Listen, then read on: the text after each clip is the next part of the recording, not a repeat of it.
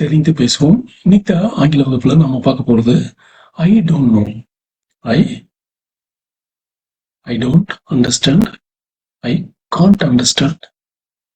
அது I couldn't understand. I couldn't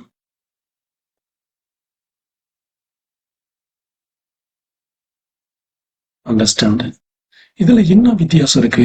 I don't understand, I can't understand, I couldn't அண்டர்ஸ்டாண்ட்ல என்ன வித்தியாசம், அல்லது எந்த சூழலுக்கு எப்படி நம்ம சொல்லணும் அப்படிங்கறத நாம இன்னைக்கு பார்க்க போறோம்.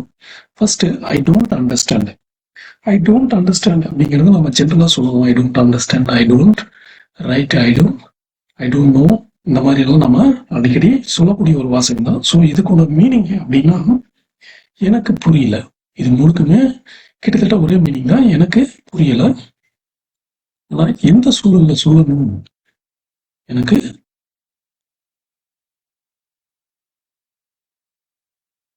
எனக்கு புரியவில்லை. ஐ டோன்ட் அண்டர்ஸ்டாண்ட். எந்த சூழல்ல சொல்லணும் அப்படின்னு பார்த்தோம்னா, ஏதாவது புதிய விஷயங்கள், ஏதாவது புதிய விஷயங்கள் அல்லது புதிய தகவல்கள்,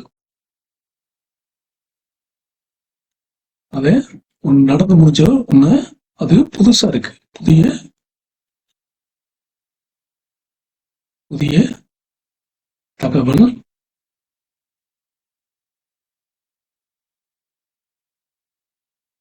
செய்தி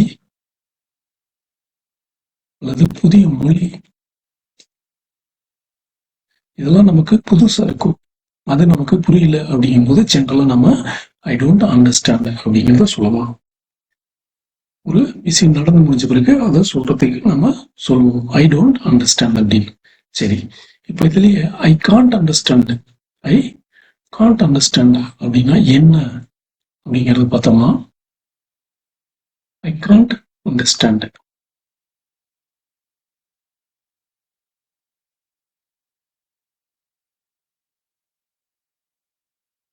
ஐ can't understand. I can't understand அப்படிங்கிறது ஒரு பொதுவான சூழல்ல சொல்றது. பொதுவான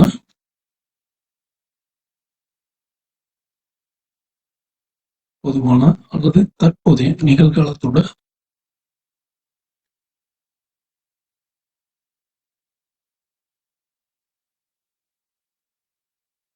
தற்போதைய ஒரு செய்தி நமக்கு புரியல, ஒரு நிகழ்வு அல்லது ஒரு தகவல், தற்போதைய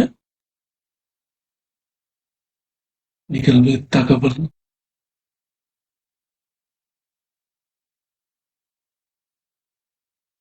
அல்லது மொழி, ஏதாவது புரியல அப்படிங்கும் போது ஐ காண்ட் அண்டர்ஸ்டாண்ட் சொல்லலாம்.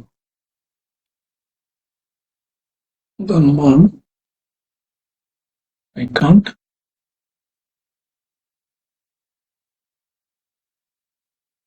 Understand this language or this class.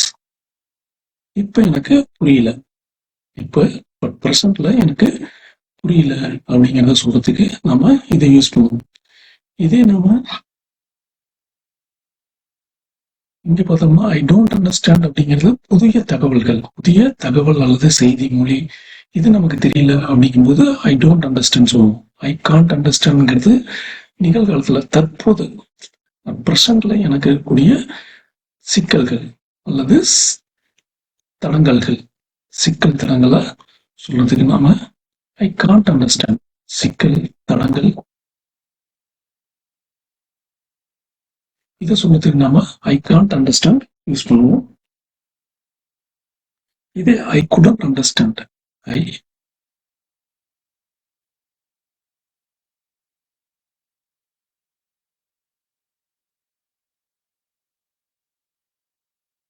I couldn't understand அப்படின்னா என்னால புரிஞ்சுக்க முடியல, என்னால்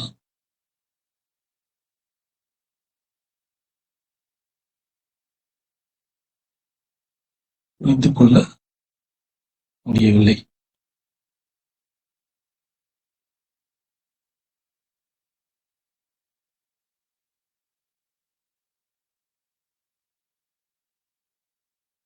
அதாவது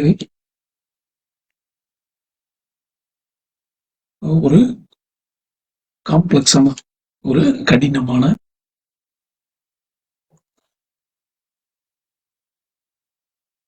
கடினமான, ஒரு சிக்கலான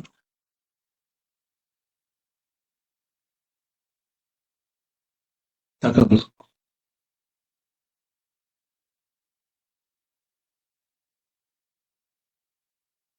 தகவல், செய்தி, கடந்த காலத்துல, இப்ப இல்ல, கடந்த காலத்துல,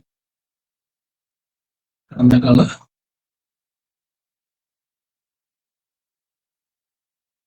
கடந்த காலத்தில் கடினமா சிக்கலா இருந்த ஒரு தகவல் அல்லது ஒரு செய்தி பத்தி சொல்லும் போது இப்ப என்னங்க புரிஞ்சுக்கிட்டேன். இப்ப நான் தெளிவாயிட்டேன். ஆனா தொடக்கத்துல எப்ப புதுசா ஒண்ணுன்னா தெரிஞ்சுக்கும் போது ஐ கான்ட் அண்டர்ஸ்டாண்ட் அப்படின்னு சொன்னோம் இல்லையா, தற்போதைய இதுல நம்ம சொல்லும் இல்லையா ஐ கான்ட் அண்டர்ஸ்டாண்ட், அதுல இருந்து அட்வான்ஸ் தான் I couldn't understand. I can't understand அப்படிங்கிறது தற்போதைய சூழலை சொல்றதுக்கு. இது கடந்த காலத்துல என்னால புரிஞ்சுக்க முடியல. ஆனா லேட்டரா இப்ப நான் என்ன பண்றேன், என்னால புரிஞ்சுக்க முடியுது. உதாரணமா,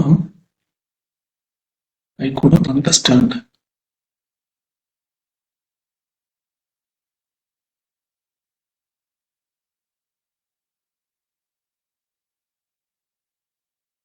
this class.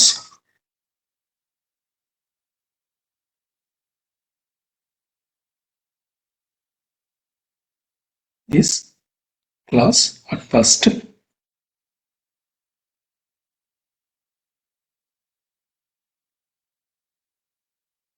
At first, but now it is clear. But now it is clear. ஏன்னா இன்சியலா என்னோட ஹேண்ட் ரைட்டிங் அல்லது உச்சரிப்பு இதெல்லாம் உங்களுக்கு புரியாம இருந்திருக்கும். அப்ப நீங்க என்ன சொல்லுவீங்க, I can't understand this class. உங்களுக்கு இருக்கக்கூடிய சிக்கல் தடங்கள், அதுல இருக்கக்கூடிய அசௌகரியத்தினால உங்களுக்கு புரிஞ்சுக்க முடியாம இருக்கு. இதே இன்னொரு தடவை செகண்ட் டைம் கேட்கும்போது உங்களால புரிஞ்சுக்கிட்டீங்க. அப்ப நீங்க சொல்லுங்க, I couldn't understand this class at first but now it is clear. இப்ப எனக்கு புரியுது அப்படிங்கிற மாதிரி. இதே நான் இன்னும் கொஞ்சம் கூட விளக்கமா சொல்லணும் அப்படின்னா, I didn't understand. I didn't understand what you said.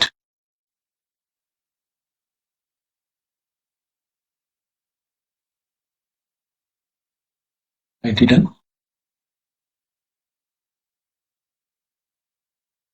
understand what you said.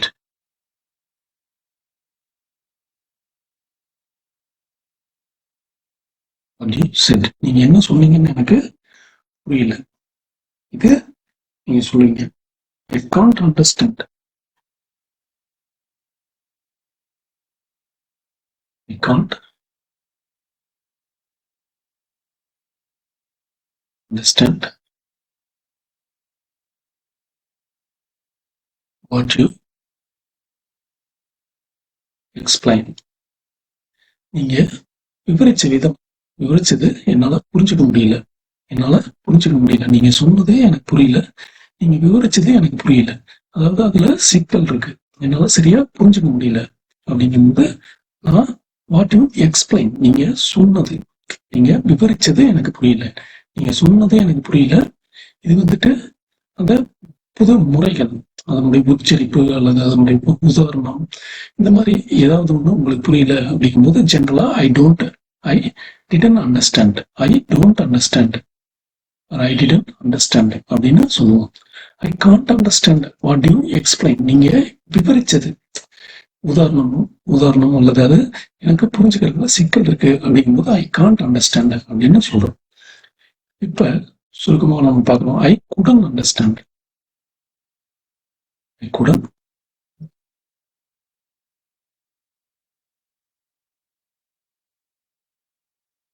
understand. I couldn't understand அப்படிங்கிறது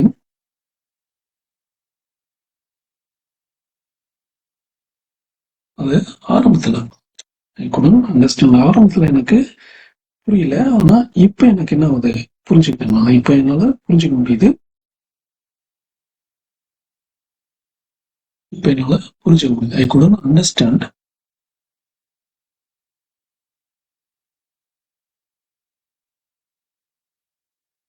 initially.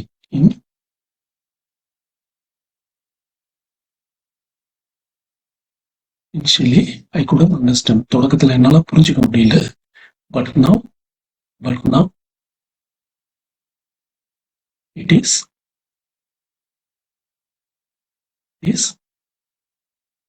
clear. It is clear. So, இதுதான் இந்த I couldn't understand, I didn't understand, and I can't understand. என்னுடைய இது I can't understand this complicated maths equation. I can't understand this complicated equation. I can't understand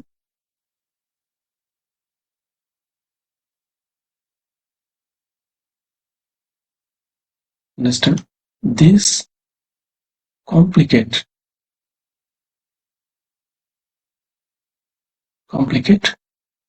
equation.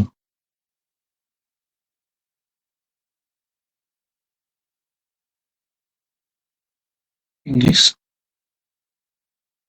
demo.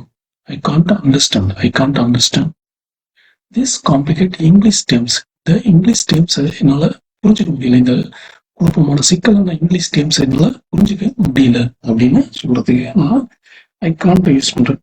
இதே நான் சொல்லணும் ஐ couldn't use பண்ணிட்டேன் அப்படின்னா என்ன மீனிங் ஆகும்னா ஐ couldn't understand அப்படின்னா ஐ couldn't understand this complicate English terms. I can't பதில் ஐ couldn't அப்படின்னு போட்டோம்னா ஐ couldn't understand this complicate English terms அப்படின்னா எனக்கு ஆரம்பத்துல இந்த காம்ப்ளிகேட்டான இங்கிலீஷ் டேர்ம்ஸ் என்னால புரிஞ்சுக்க முடியல. ஆனா இப்ப நான் கிளியர் ஆயிட்டேன் அப்படின்னு நம்ம சொல்றோம். அதாவது கடந்த காலத்துல இருந்த சிக்கலை நம்ம சொல்றதுக்கு எப்படி இருந்துச்சு அப்படின்னு சொல்றதுக்கு இது கடந்த காலத்தினுடைய நிகழ்வு. காண்ட் அப்படிங்கிறது கடந்த கால நிலை. இது கடந்த கால நிலையிலிருந்து இப்ப வந்துட்டேன், மீண்டு வந்துட்டேன், அது இப்ப அதுக்கு மாற்றா இருக்கிறேன், கான்ட்ராடிக்ஷா இருக்கேன், அதுக்கு எதிர்மாறா இருக்கேன் அப்படின்னு சொல்லும்போது ஐ குடன்ட் யூஸ் பண்ணி சொல்லலாம். ஐ குடன்ட் அண்டர்ஸ்டாண்ட் அப்படிங்கிறத சொல்லலாம். ஸோ இந்த விஷயம் உங்களுக்கு புரிஞ்சிருக்குன்னு நினைக்கிறேன். இதுக்கு அடுத்த பதிவுல நம்ம என்ன பார்க்க போறோம் அப்படின்னா ஐ டோன்ட் நோ அப்படின்னு சொல்லுவோம் இல்லையா, அந்த இது எந்தெந்த மாதிரியான சூழல்ல எப்படி சொல்றது அப்படிங்கிறத நம்ம அடுத்த ஒரு பதிவுல பார்க்கலாம். இந்த பதிவு பற்றிய உங்களுடைய விளக்கங்கள், கருத்துக்களை தவறாம பதிவு செய்யுங்க. ஏன்னா இது மேலும் பதிவுகளை போடுவதற்கும் தெளிவா விளக்கமா சொல்றதுக்கும் என்னிடம் இருக்கக்கூடிய குறைகளை நிறைகளை சரி செய்து கொள்ளவும் ஒரு வாய்ப்பாக இருக்கும். நன்றி, வணக்கம்.